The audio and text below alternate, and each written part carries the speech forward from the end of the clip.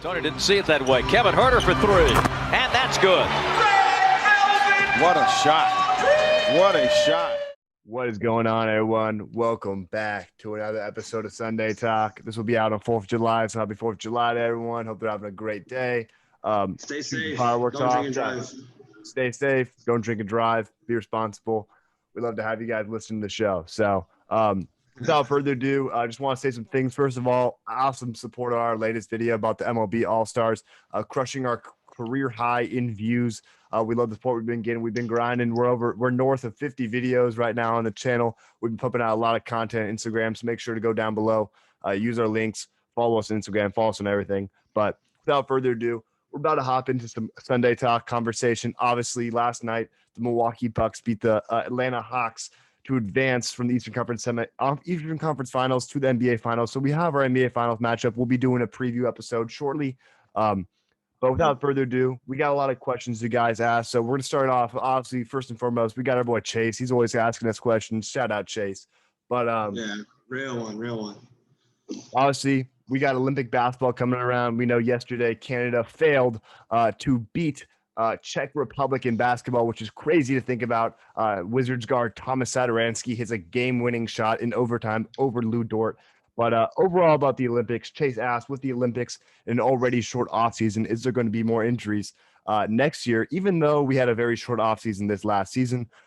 Carson, I'll start it off with you. What do you think about the injury situation in terms of the Olympics? Yeah, well, I mean, for the Olympics, it's very specific because, I mean, there's only, 12 guys on the Olympic squad. So, I mean, maybe for those guys, those guys might be more susceptible to getting an injury for sure. But I think, yeah, you're right. I mean, we already had a short offseason last season. Injuries are just really inevitable. I think it was much more glaring, more obvious just because a lot of them were happening in the playoffs. But I don't really see – I probably just see about the same, honestly, and hopefully, by the time we get to the playoffs, everyone will be much more healthier. But it just and there was a lot of freak injuries that happened in the playoffs as well. I don't really attribute Kyrie or Giannis's or even Trae Young's injuries to just a super long season and short rest. All three of those are just freak accidents, stepping on someone's foot or a hyperextension. That could literally happen any point during the game or season. So I think you kind of have to take away stuff like that. But I think for a lot of the rest of the stars, it'll be a factor for sure. Not really the Olympics, but definitely the short offseason. And we just hope and pray that it's just going to be nagging injuries rather than massive, ACL tears or something like that.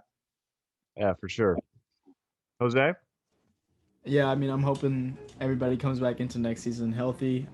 Obviously, we hate to see injuries.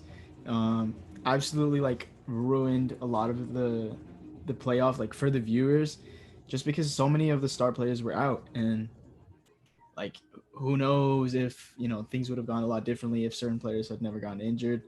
They talk a lot about, asterisks on certain series because of injuries and stuff. But, I mean, they've got, technically a full offseason now. Obviously, we know a lot of guys put a lot of money and work into their bodies, like LeBron James, to take care of themselves. So, I think we should get back to a normal rate of injuries by next, hopefully, because injuries are inevitable. But I think, this season, obviously the rate was a lot heightened because of and you can't discredit the bubble and just all the stress of all these athletes are going under, going into the bubble and, with everything socially. I mean, that also leads into injuries as well. But I think the main thing, we just got to just shorten the amount of games. We should really just stay with the 72 game season.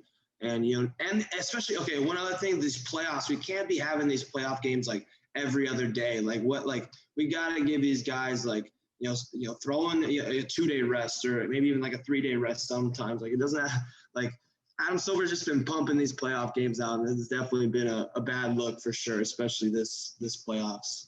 It's all for the bettors. That's what they want. He wants the people to be betting on the games because that's where they're making all the money. I mean, they should probably, like you said, have a 2-game break after game 4. They play those games for game 4, then they take a break for them to fly back out to the next city because there's a lot of travel between 5, 6, and 7. Yeah, man. Just, I don't know, more breaks, man. Yeah. So we'll move on to the next question. Obviously, we're going back again with Chase, and Chase has brought this question up before to us on the show, talking about the flopping, the Trae Young going in for shots and stuff. Obviously, shout out Trae Young. But he says, do you guys think the NBA rewriting the rules on unnatural shots leading to fouls is a good thing? I'm going to start off. I think yes.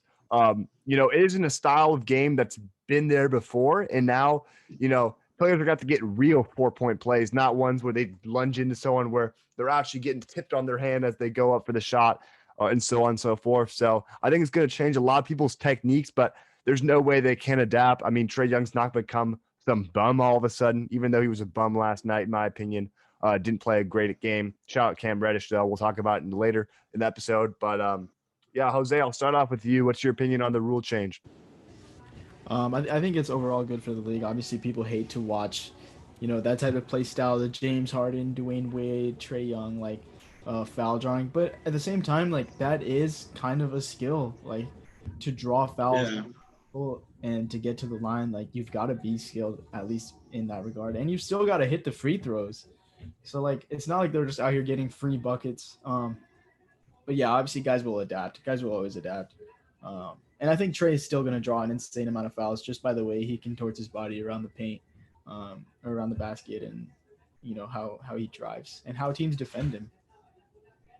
Indeed. Yeah, definitely.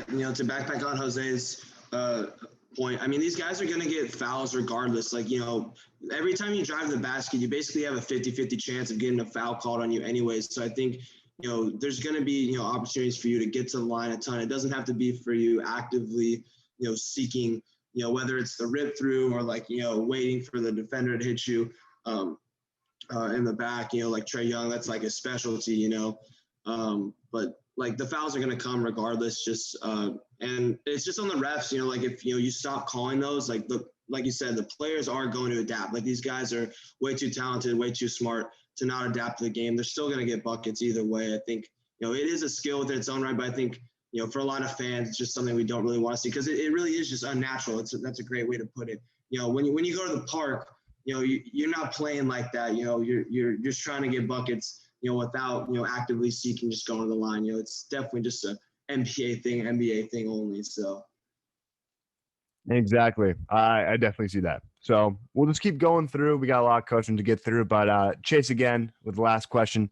What is one thing baseball should do to get more people to watch? Obviously, we have a lot of people getting really into baseball right now with a lot of hot figures Jose and I talked about in our last episode. Obviously, Fernando Tatis is really flashy. Shohei Ohtani just has this gravity around him that everyone wants to watch.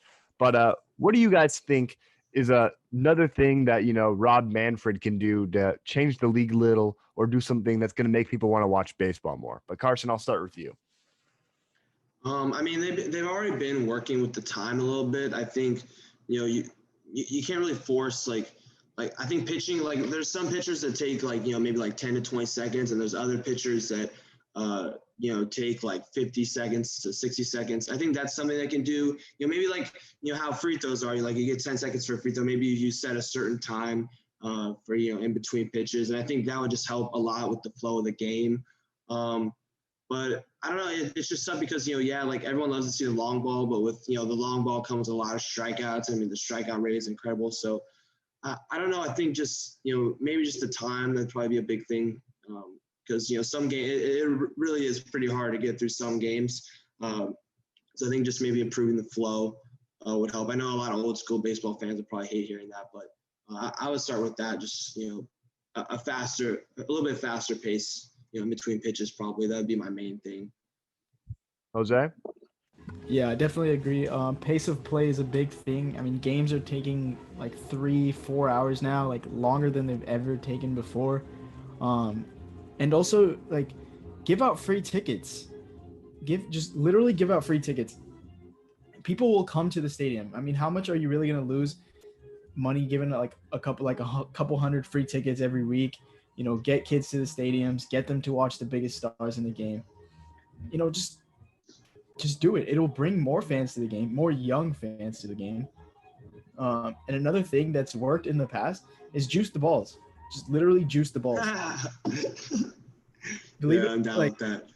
Want to see home runs, and I feel like home runs have kind of died down a little bit. Another thing that's died down as a result of home runs, taking such a huge leap is stolen bases. Like we don't see guys Yeah. snagging bases anymore. I mean, Acuna last year was chasing a 40-40 season. He was like the biggest guy that was exciting to watch on the base pads. But yeah, we Yeah. really don't see guys Jose Reyes or Juan Pierre like that anymore.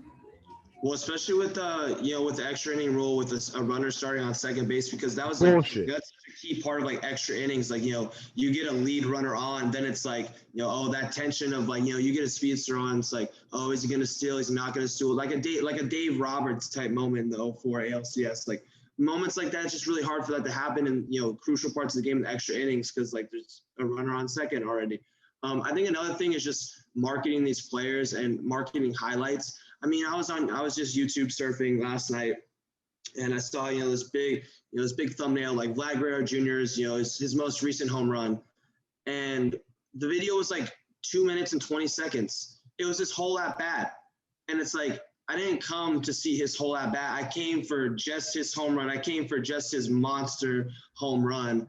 I don't need to see the whole at bat. I just need like a little 10, 20 second clip. I don't need the whole at bat. I think they really just need to adopt the NBA style of, just giving you just little tiny clips, giving you a nice play. I mean, there are obviously accounts like that, but I think that should just be a real emphasis, and just being able to market players. I mean, you have like guys like Tatis, Acuna, Vlad Guerrero. Like we need to see like more of them, like whether it's on the field before the game or off the field, just like we, like NBA stars. A lot of these NBA stars, they have vlogs, they have podcasts.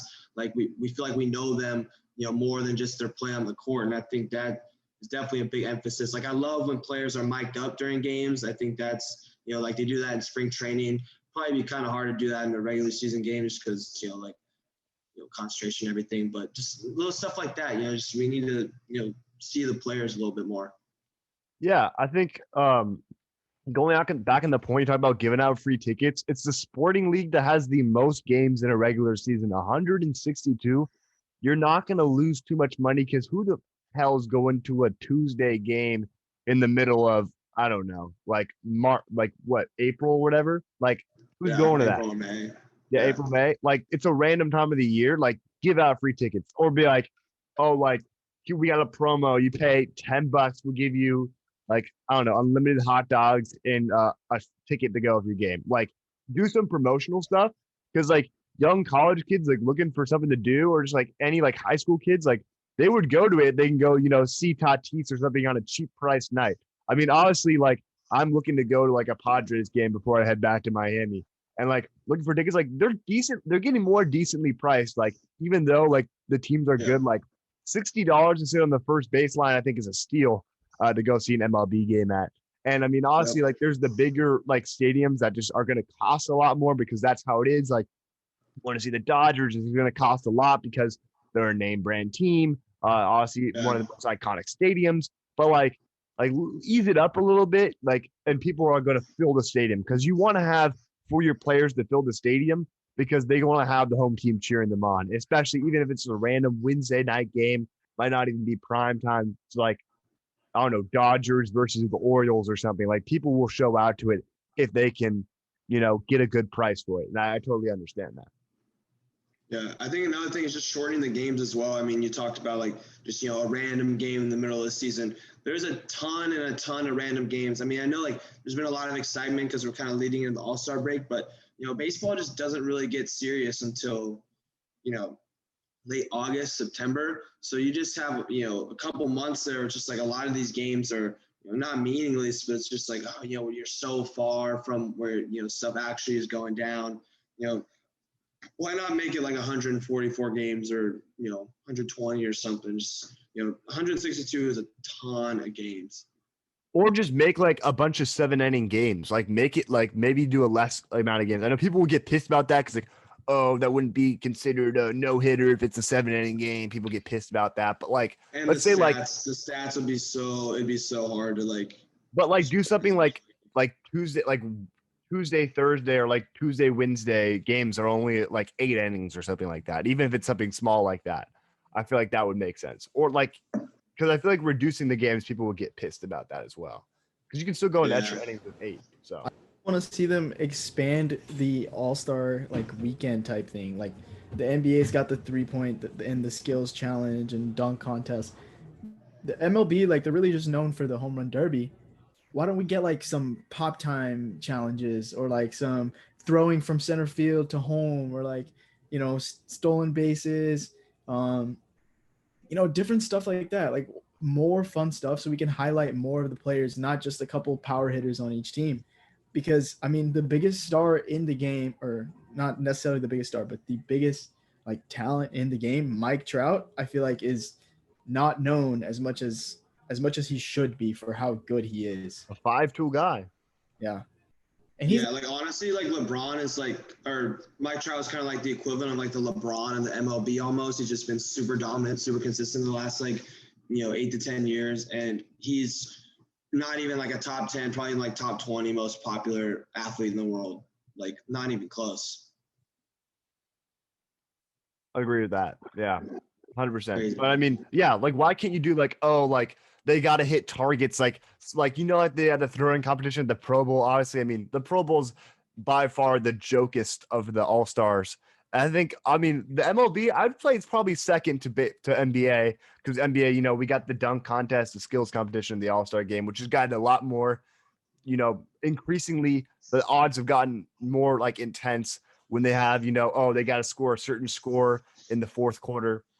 But yeah, why not have, okay, like you get the best fielders, you get Kevin Kiermaier, you get Nolan Arenado, you get Mike Trout, you get those guys, and you have them have to hit targets from a certain range. I think that'd be an awesome thing. Yeah, or like horse with like infielders, like you hit a backhanded ball where they gotta like do like a Jeter throw, and then the next person has to do that same thing or something like that. There's endless possibilities. I would love to see like a target, or like the first thing I thought of was like just everyone tries to throw like as hard as they can, but no one's gonna do that because no one's gonna risk like blowing out their arm. It would be fun to see like how many people can like get to like 100 or 101 or something. I don't know. There's a lot of possibilities. That could be cool. But no, we'll move on. Switching the gears. We're hopping back over to basketball, talking about the offseason. Some teams that got a lot of stuff to do. Obviously, people on Instagram, we've been talking about NBA teams and their off seasons. We got the Hawks coming soon. But of course, we got the Timberwolves. Did not get their first round pick, fell to the Warriors at number 7. But Andrew Galvez is asking us, what do the Timberwolves have to do in order to become a contender? Obviously, they got a lot of young talent. We can name them off. They got Malik Beasley. They got D'Angelo Russell. They got Karl Anthony Towns. And, of course, they got Anthony Edwards and some other names in there like Josh Okogie, Jarrett Culver. But some guys that I think that just got to get traded for better pieces. McDaniels. So, don't sleep on McDaniels, too. Of course, McDaniels, both the McDaniels brothers playing well on their teams. But I'll start it off with you, Jose. What do you think the Timberwolves need to do in order to improve? I mean, it takes a lot to really become an elite team in the NBA. I mean, you need a great coaching staff, first of all. You need a guy that the locker room believes in. You need a great medical staff because you have to keep your guys healthy. You can't have Cat, playing half the season. You can't have D'Angelo Russell playing 30 games. You need your star guys out there. And you need them all locked in. I mean, you need them to really, like, come together. To be that everyone now. Because he's been in the league for a while, and he's done it at the highest. Lead this team. But yeah, I mean, just move a couple pieces around. You've got a lot of pawns you can play with. Definitely like a talented roster. Just gotta put it together. Gotta figure it out mentally. Mm-hmm. Carson? Yeah, I mean, it sounds like kind of like a cop-out answer, like a super easy answer, but just defense. Because, I mean, like, this team can get buckets. Like, this team can get busy. Like, D'Lo, I mean, he can get to 20 points a game a night. Edwards, I mean, who knows how high his ceiling is. Beasley, I think, was close to 20 points per game. And obviously, Cat is, like, a super elite three-point shooter, super elite offensive player. But all of those guys, like, just struggle mightily on defense. So I think – just get a lot of just like hard-nosed, like gritty veterans or, solid young players have a lot of defensive potential that, you can help, fill in the gaps with those guys. I think that's the main concern because this team is just so awful on defense to just kind of help them, give an identity. Because I think, you could either, help them out defensively or just go all in and just be like a run and gun. Like, we're going to, our defense is just trying to outscore you, but they just need like an identity really, just because they've just kind of been like wallowing away. Like, okay, like we have talent, so we think it's supposed to be like this generational center, but we're not really sure. And they just been kind of stuck in mediocrity to terrible just because they just haven't had an identity, and that's like the hardest thing, but you got to identify that first. And just defense. Just go out and get some Jay Crowders, get some guys like, Bridges or something like that. Just defense. Yeah, 100% agree. I think what could make sense for them, trading some guys like Jared Culver, I think is just, he's a failure of a player drafted in the lottery, top 10, I believe, and just never really panned out. Yeah. There's that whole thing. He never played in the summer league because he was learning the playbook, and then really he's turned into nothing. Maybe trade Malik Beasley. Obviously, he's had some off the court issues. I don't know if you want to associate that with your team culture. And go after, some young guys maybe that some teams really just kind of have given up on. I don't know like who that is on some teams. Might be a guy, I don't know, like Sekou Doumbouya on the Detroit Pistons. Seem like they're moving there a certain way with Sadiq Bey and Jeremy Grant. Nothing I can really name off the top of my head, but there's definitely some young guys in the league that some teams really aren't feeling at this point that you could get for a good price value. And like you said, some gritty veterans that can play for them, getting like a George Hill kind of guy who the 76ers might move out on this offseason. I think there's a lot of players that they need to get, but they have to build a culture there. And they need to have like a good, solid veteran that can go in there. They need, like the Suns got their CP3. I think that's going to be the thing that everyone talks about. No matter, I think the Suns are going to win the chip at this point. But, let's say the Suns win. Everyone's going to know. Everyone's be looking for their CP3 like everyone's be looking for their Steph and Clay. It's going to be the new thing. They're looking for that guy that can be their Aussie. I think CP3 is a once-in-a-generation type guy, the way his leadership works and everything like that. But they're going to find their own, assortment of veterans that they can do that with. So a lot of questions to answer this offseason. Honestly, without a draft pick, do they want to trade up into the draft? Do they see a guy that they have potential with? Because they got to take risks on these guys. They didn't hit with Jarrett Culver. Do they got to go draft up and get another guy? Maybe they really look to solidify that shooting guard position to play Anthony Edwards at the 3, D'Lo at the 1. Do you go and get a guy like James Bouknight? Do you get a guy like Davion Mitchell, who's a really solid defensive point guard who has potential to be a 2-way? Do you trade up in the draft for that? Because I think, you might have to give up some capital to go and get a guy that, he's already pretty much developed as a prospect, can still develop more, but he's going to come out of the gate and produce early for you guys. It's going to be hard for them because they're going to be competing with a lot of up-and-coming teams in the West, and they can't fall behind now before they lose, the ability to have a D'Lo and a Cat be part of this main core. Yeah, you made a great point with Mitchell. Like, when, talk about who they're going to draft, they need to draft someone that, like, has a really high floor, like someone that, like, doesn't have a lot of bust potential, someone that, can really just help you right away. Because, if you really think you have your kind of core in place and you want to, start building a foundation, start winning games, it's going to come with not projects, but guys that are, ready to contribute, like, right now. Like, yeah, Mitchell would be fantastic. If you had Mitchell, you could, like, maybe look to, like, trade D'Lo, but they probably exactly. It all starts with going there and getting the pick in the first place, which is something they need to do this offseason, in my opinion. But we'll move on. Honestly, a topic that is near and dear to Carson Zeiss' heart. We haven't seen Klay Thompson play in the NBA in what seems like forever. He's missed. There have been 3 NBA champions crowned since the last time Klay Thompson touched a basketball court. And it's a lot of people talking about. They think, oh, the Warriors are going to be this awesome team next year. They're going to trade Andrew Wiggins and James Wiseman and go up there and get like Pascal Siakam or something like that. And they're still going to have Klay Thompson, who's one of the best scorers in the league and all this stuff. But is Klay Thompson really going to be the person he once was? The guy that could give you 60 unconsciously. So, Jose, I'll ask you, coming from an outside perspective, how do you think Klay Thompson's going to play next season, assuming that he is healthy, barring any injury this offseason? One thing that like never becomes obsolete in the NBA is shooting. Because obviously he didn't injure his hand, he didn't injure his shoulder, anything like that. All my man has to do is stand in the corner and catch and shoot. Obviously we're not going to see him running around, running around screens and shit like that, because he tore his Achilles. I mean, twice, right? Yep. Yeah. So we probably will not see him be the All NBA defender that he once was, but I think the Warriors team defense will still be able to make him effective, and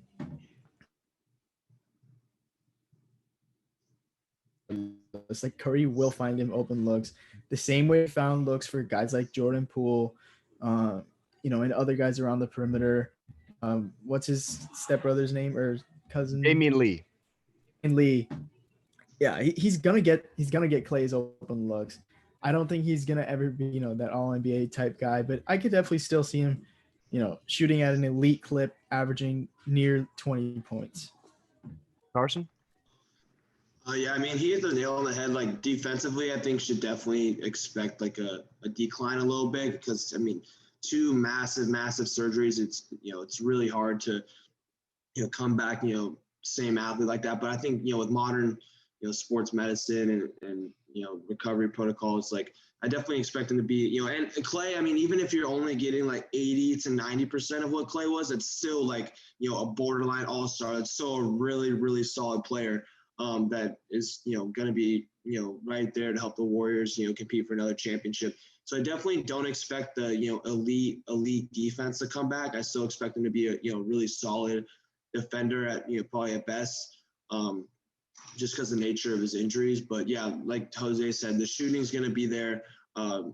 Just he's going to be getting those looks because you still have Curry on the floor. Draymond's going to be out there making plays.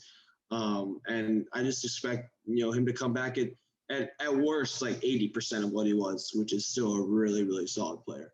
And that's just what they need him at. They only need him at that. I think if they can, go out there, get another star alongside them, keep Clay to a minimum at least next season, or at least beginning into the season. Like, if he can average like 18, like all the way until the All-Star break, and then maybe he begins to pick it up, I think that's perfect. As long as, he's shooting at that 40% from three clip. He's playing, solid defense. I think he'd be playing like at a level just above Steph, because I think it's going to take him a while for able to get that lateral quickness back and everything like that comes with an Achilles injury. But can we talk about Siakam real quick? Because I actually I would be really hyped if that happened. I mean, because Siakam is like someone that kind of got a lot of slander the last couple of years because of his playoff struggles, and everyone thought he was supposed to be like this franchise guy, but he's not really. He's really like a third or fourth best guy, which is exactly what he would be on the Warriors. And I think it'd be a really great fit. I mean, it'd be probably Wiseman and number 7, or maybe like Wiseman and number 14. Yeah. And Wiggins with the contract. And Wiggins. Yeah, I would do that because, I mean, Siakam is just a better version of Wiggins, and, championship pedigree already. I think he'd fit right into the system. Him and Draymond, I think, would play really well together. You get a lot more open looks. You wouldn't have to be forcing those spin moves into the paint like he does in Toronto. And I think on Toronto's side, I think Toronto should really just buy into more of like a soft rebuild, kind of like what OKC, because they're going to have a lot of like really solid young talent that can win some games. But obviously, there's would still be a couple years away from maybe being back to championship, because you'd have that 4th pick. You have another 1 or 2 picks getting from the Warriors. So you'd have, Gary Trent Jr., Wiseman, probably like Suggs, trade Lowry for some more assets. You already have OG. Like, that's a really solid young core right there. Like, that's a really, really good young core moving forward. And they have one of the best talent development teams in the NBA. They've made a lot out of these guys. They will figure out how to get the best out of Wiseman. They made sad because I want the Warriors to be able to do that, but the Raptors will do it too. Yeah, like they made Terrence Davis into this guy. Obviously, they turned Pascal Siakam into a guy that averaged 4.2 points in his rookie season, to a guy that was an All-NBA player, an All-Star starter in his 3rd season NBA. They made Matt Thomas into a good an elite 3-point shooter. They've done a lot of things that have made them, show that they're good at developing talent.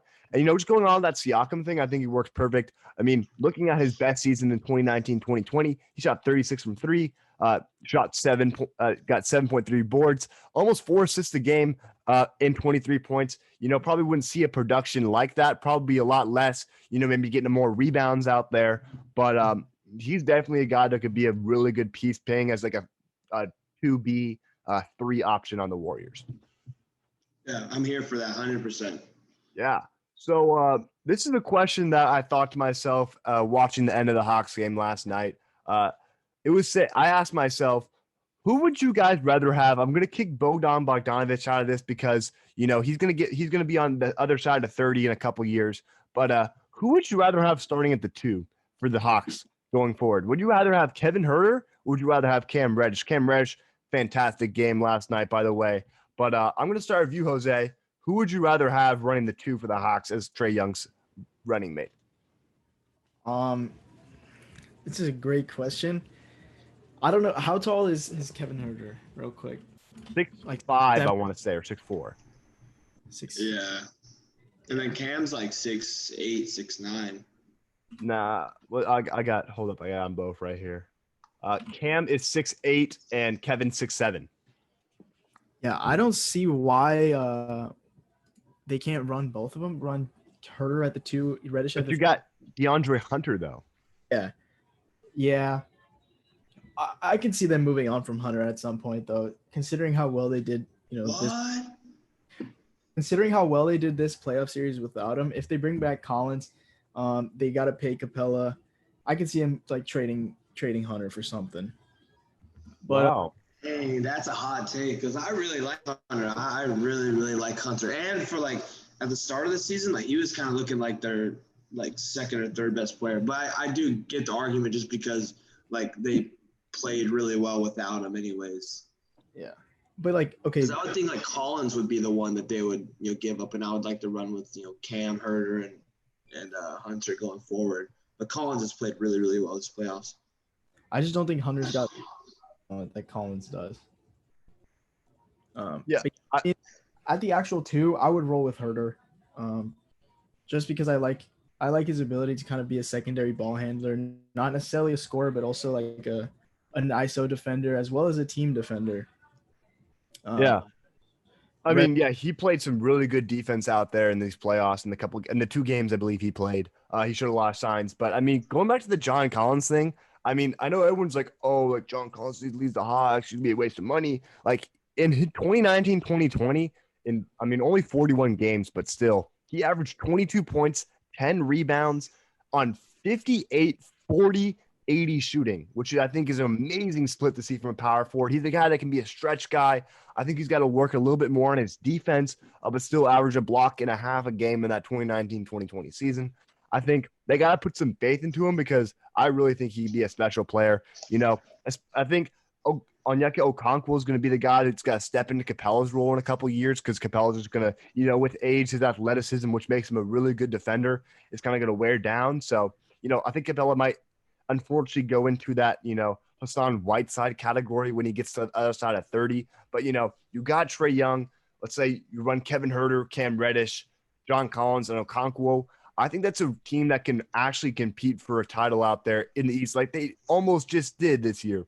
I mean, let's say Cam Reddish becomes, a 20 points per score game. Let's say Huerter becomes a 16, 17 point per game score. Trae Young being one of the best passers in the league. He can get a lot out of those guys out there, especially Okonkwo has the ability to space the floor much more than a guy like Capella, and he can play defense as well. That's a really scary team in the East who can shoot from all levels and can be super lethal out there and can catch fire like no one's business.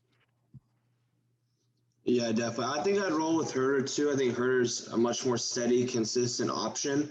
But I think Reddish, I love Reddish's potential, and I think maybe in another year or two, I think we could go back to this question and maybe kind of be kicking ourselves in the ass because I think Reddish has a ton of potential. I mean, he's putting it on display these last couple games, and I'm a full Reddish believer. But yeah, it's just tough because they're in a good bad spot because it's they just have so much talent, but it's you can only start 5 guys, but they just have such a deep squad and just really excited for their future in the next few years. Hunter, that's tough with Hunt. I don't really want to give him up. I would have given up Collins, but Collins and Trae have showed their chemistry is insane. I mean, when you're going off the backboard alley-oops, there's not many duos that are doing that. That takes a lot of chemistry and a lot of practice together. So I don't know, man. I definitely would roll with Huerter right now more consistently, but I love Reddish's potential much more than Huerter's. I just don't see Hunter on the team right now. And I know he wants to be more than just like an eighth, ninth man in the rotation. Who? Hunter. I mean, not Huerter. Hunter. I don't know. It's a team that's running into a problem, like you said, Carson. It's got a lot of talent and not a lot of spots to play him in. I mean, Bogey's a guy that I think is going to age well because he's a playmaker. He can shoot extremely well from the floor. I mean, when it comes down to it, I mean, they got Bogey locked until 2023 when he has an option to accept his player option of 18 million. But they got Bogdanovich, they got Hunter, they got Huerter, they got Reddish, all playing, the wing positions, 2 and 3. Obviously, Trae Young is your centerpiece of the point guard position. You got to come to a decision. Who are you going to ride the bench? Because those guys aren't going to want to ride the bench for long. I mean, DeAndre Hunter's not going to be a guy that wants to ride the bench. Huerter's not going to ride the bench the way he's been playing. Reddish's not going to ride the bench. And, Bogey might, but at the same time, the way he's had success towards the end of this season, he's going to have a lot of confidence that he can be a starting guard on a playoff caliber team. So we're going to see a lot of things going into Atlanta. It might be as soon as this offseason where they decide to move on from one of those guys. Hopefully not. But a lot of things they got to look at in order to continue to contend out there in the East. Obviously, those four guys. Oh, sorry, I didn't mean no, to go cut ahead. you off. Those four guys. It's like the perfect situation is like two of them would be coming off the bench and they'd be like the best 6th and 7th man like in the NBA. Like that's like the perfect case scenario. But just going off of like egos and playing time, like I don't necessarily think they'd be riding the bench, but just like it is a tough role to accept, especially for a young. I mean, all four of those guys are super young too. Like I feel like it would definitely be hard for them to accept, those roles coming off the bench. But that would be ideal for the Hawks. I mean, they would be the deepest team in the league if that was the case, because all four of those guys are way overqualified to be, coming off the bench. Yeah, I mean, just continuing to look at it. I mean, we got some looking at the 2022-2023 season. Trae Young's gonna have to get an extension by then. He's gonna get north of 40 million. Danilo Gallinari will be on his last year of his contract, still making 21 million. By the time he'll be a 35-year-old. Bogdanovich will be under the contract. He'll be a 31-year-old. Capella is going to be 31 as well. It's going to be an interesting situation because, Hunter, Reddish, Huerter, they're all going to ask north of 15 million, barring any injuries in their situation. So, obviously it's good to have the talent because when an injury comes around, you got a guy that can replace them. But when it's fully healthy, that's the image you got to have in your mind as a GM. Who are the guys you're most confident in that can make you that championship caliber team? Yeah, 100%. Yeah, they're in a good spot. It's just like they just have an overabundance of talent, kind of like the Nuggets, where it's like the Nuggets just like drafted so well the last few years. It's like you can't pay everyone, and that's how you gotta let guys like Beasley or Hernan Gomez go, even though those are really solid guys off the bench. Yeah, and just going back to that contract thing, John Collins, assuming if he does resign at the Hawks, which I think due to the playoff run, he might get that.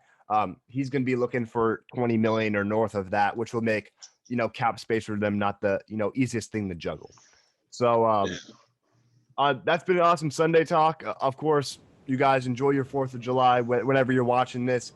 We appreciate it. Again, been getting a huge success. We're tracking the video as we're recording this right now. 140 views so far on our MLB video. Absolutely insane. A lot of people coming out to hear everything about Shohei Ohtani, but we're here for you guys. Obviously, look down on Instagram. We got a lot of stuff coming out, a lot of content coming out, a lot of top 5 lists, a lot of stuff that's sparking controversy. And of course, fantasy football is beginning to come around as we end off here into the end of the month of July. Closer, man. I'm so excited. It's going to be crazy. We got training camps. We got preseason. It's going to be an interesting season.